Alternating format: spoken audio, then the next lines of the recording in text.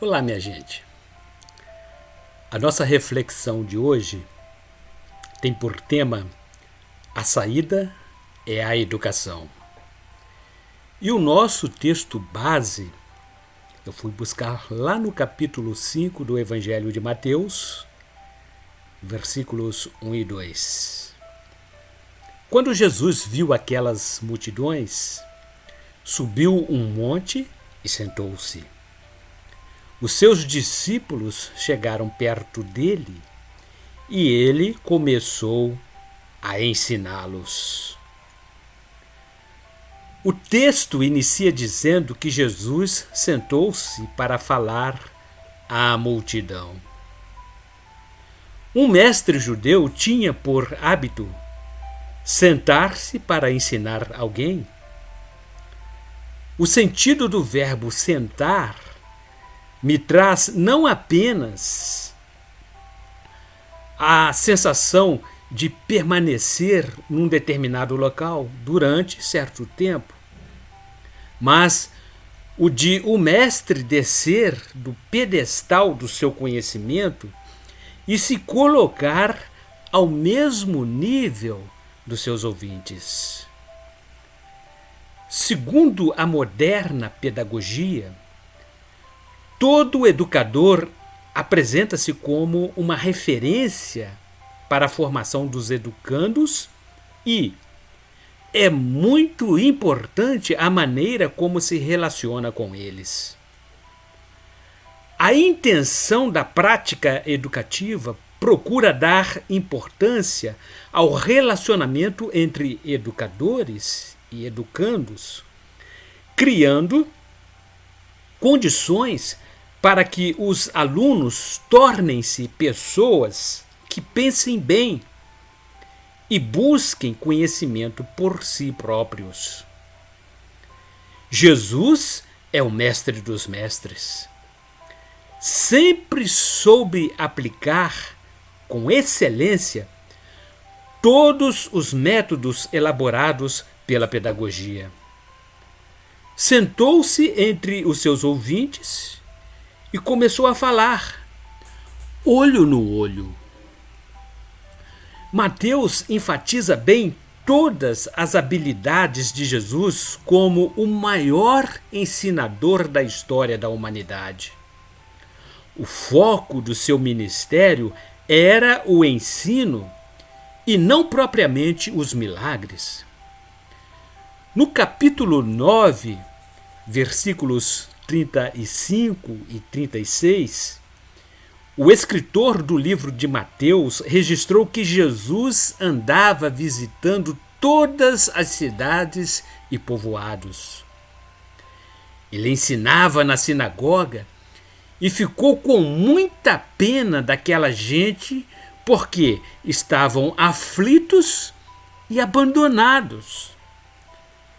O versículo 1 do capítulo 11 do mesmo evangelho registra que Jesus acabou de dar instruções aos seus discípulos e foi ensinar nas cidades que ficavam perto de onde ele estava.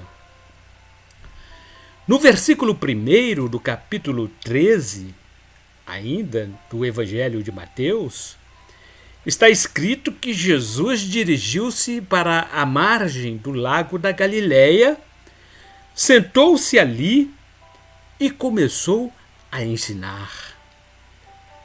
O verso 3 registra que ele usou parábolas para ensinar muitas coisas. O que são parábolas? Parábolas são narrativas alegóricas que procuram transmitir mensagens indiretas por meio de comparações ou alegorias, com o intuito de transmitir uma lição moral. Jesus usava como instrumentos pedagógicos histórias com elementos e personagens comuns da cultura daquele tempo, que tinham como objetivo primordial ensinar coisas e conceitos a respeito do reino de Deus. No versículo 54 deste capítulo, registra que, quando Jesus acabou de contar essas parábolas, saiu dali e voltou para a cidade de Nazaré, onde havia morado, e ensinava na sinagoga, e os que o ouviam ficavam admirados do seu ensino. Trazendo para a nossa realidade brasileira, a educação, o ensino, a aprendizagem nunca foram o foco de gestão de nenhum governo. O Ministério da Educação e todas as secretarias estaduais e municipais de educação sempre foram alvos de políticos interessados no próprio bolso. E o Brasil nunca sai do patamar de país de terceiro mundo.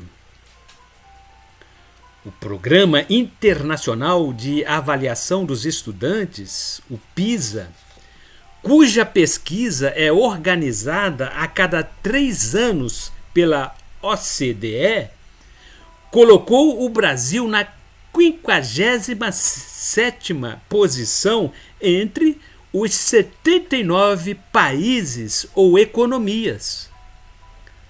Apenas 2% de alunos avaliados atingiram os melhores desempenhos em pelo menos uma das disciplinas avaliadas. Os estudantes brasileiros de perfil socioeconômico e cultural mais elevados têm capacidade de leitura pior que a de alunos pobres de outros países. Você pode estar perguntando: por que estou falando tudo isso? Porque vemos o reflexo da falta de educação do povo brasileiro em muitas igrejas, inclusive. As escolas bíblicas dominicais são um fiasco. Muitas igrejas nem as têm. Autoridades eclesiásticas não incentivam o ensino e o desenvolvimento intelectual. Muitos usam os púlpitos como plataformas políticas e não primam pelo ensino integral da palavra. Jesus deixou-nos o maior exemplo. A saída é a educação. Não é à toa que é considerado o mais excelente mestre de todos os tempos. Mais tarde, o apóstolo Paulo também frisou a importância de ser um ensinador da palavra.